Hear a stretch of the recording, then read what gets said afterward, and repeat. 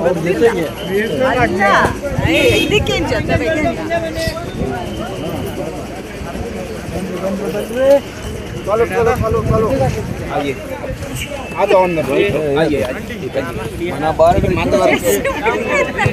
थोड़ा पीछे पीछे हमको वो अभी बोलता है क्या आराम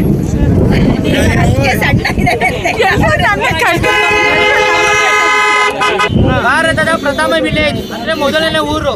ಆಕ್ಚುಲಿ ಇದು ಕೊನೆ ಊರು. ಈ ಊರಿನವರು ಗಲಾಟೆ ಮಾಡಿ ಇದೇ ಊರು ಫಸ್ಟ್ ಆಗ್ಬೇಕು ಅನ್ಕೊಂಡು ಫಸ್ಟ್ ಮಾಡಿದ್ದಾರೆ. ಇಲ್ಲಿ ನಾವು ನೋಡೋಂತ ಪ್ಲೇಸ್ ಬಂದು 5 ಜಾಗ ಇದೆ.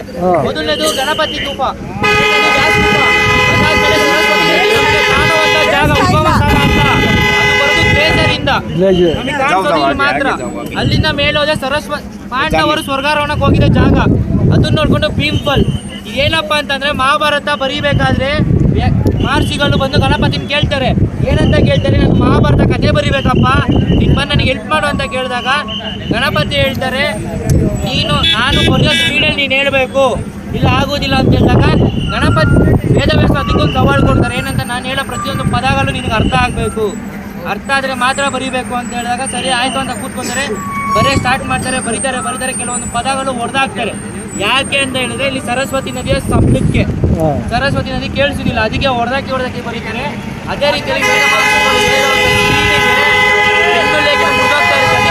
ಅಲ್ಲನ್ನ ಮುರಿದು ಇಲ್ಲಿ ಬರ್ತಿರೋ ಜಾಗ ಅದು ವೇಷ ಗುಫಾ ನೋಡಿಕೊಂಡು ಈಗ ಅಲ್ಲಿದೆ ನಮ್ಮ ಸರಸ್ವತಿ ನದಿ ಉಗಮ ಸ್ಥಾನ.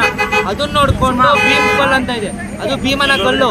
ಏನಕ್ಕೆ ಅಂತಂದ್ರೆ ಅವರು ಸ್ವರ್ಗಕ್ಕೆ ಹೋಗ್ಬೇಕಾದ್ರೆ ಸರಸ್ವತಿ ನದಿ ಅಡ್ಡ ಬರುತ್ತೆ, ಅದನ್ನ ಕ್ರಾಸ್ ಮಾಡ್ಬೇಕಲ್ಲ, ಅದಕ್ಕೆ ಏನ್ ಮಾಡ್ತಾರೆ, ಭೀಮ ಒಂದು ಕಲ್ ತಂದು ಹಾಕಿದ ಜಾಗ, ಅದನ್ನ ಭೀಮ್ ಕಲ್ಲು. ಅದರಿಂದ ಮುಂದಕ್ಕೆ ಹೋದ್ರೆ ಪಾಂಡವರು ಸ್ವರ್ಗಕ್ಕೆ ಹೋಗಿದ ಜಾಗ. ಇದಿಷ್ಟು ನೋಡ್ಕೊಂಡು ನಾವು ಬರೋದು ಆಯ್ತಾ. ಇಲ್ಲಿಂದ ಕಮ್ಮಿ ಏನು 2.5 ಕಿಲೋಮೀಟರ್, 1 ಕಿಲೋಮೀಟರ್ ನಮ್ಗೆ ಪಾಯಿಂಟ್ಗೆ, ಅಲ್ಲಿಂದ 1 ಕಿಲೋಮೀಟರ್ ಟ್ರೆಕ್ಕಿಂಗು. ಟೋಟಲ್ 4.5 ಕಿಲೋಮೀಟರ್ ಇರುತ್ತೆ. ನಮ್ಮ ಗಾಡಿ ಇಲ್ಲಿ ಇರೋದಿಲ್ಲ, ನಮ್ಮ ಗಾಡಿ ಮುಂದೆ ಪಾರ್ಕಿಂಗ್ ಅಲ್ಲಿ ಹೋಗಿರುತ್ತೆ. ಇಷ್ಟು ದೂರ ಅಂದ್ರೆ ಒಂದು ಅರ್ಧ 1 ಕಿಲೋಮೀಟರ್ ಹೋಗಿರುತ್ತೆ. ಎಲ್ಲರೂ ದರ್ಶನ ಮಾಡ್ಕೊಂಡು ಹೋಗುವ. ಯಾರ್ಯಾರಿಗೆ ನಡೆಯೋಕೆ ಆಗೋದಿಲ್ಲ, ಕಷ್ಟ ಇದೆ, ಅವರು ಪಿಟ್ಟು ರೆಡಿ ಇದೆ, ಪಿಟ್ಟು ಕುತ್ಕೊಂಡು ಹೋಗ್ಬೋದು. 700 ರೂಪಾಯಿ ಹೇಳ್ತಾ ಇದ್ದಾನೆ. ಹೌದೌದು, 1,000 ರೂಪಾಯಿ ಮಾತಾಡ್ಕೊಂಡು ಹೋಗುವ. ಯಾರು ಇಲ್ಲ ನಾನು ನಡೀತೀನಿ ಅನ್ನೋರು ಇದ್ರೆ ನಡೀಬೋದು. ಇಲ್ಲ ಇದೇ ನಮ್ಮ ಹೆಣ್ಮಕ್ಳು ಟ್ರೆಕ್ಕಿಂಗ್ ಬಂದಿದ್ದಲ್ಲ,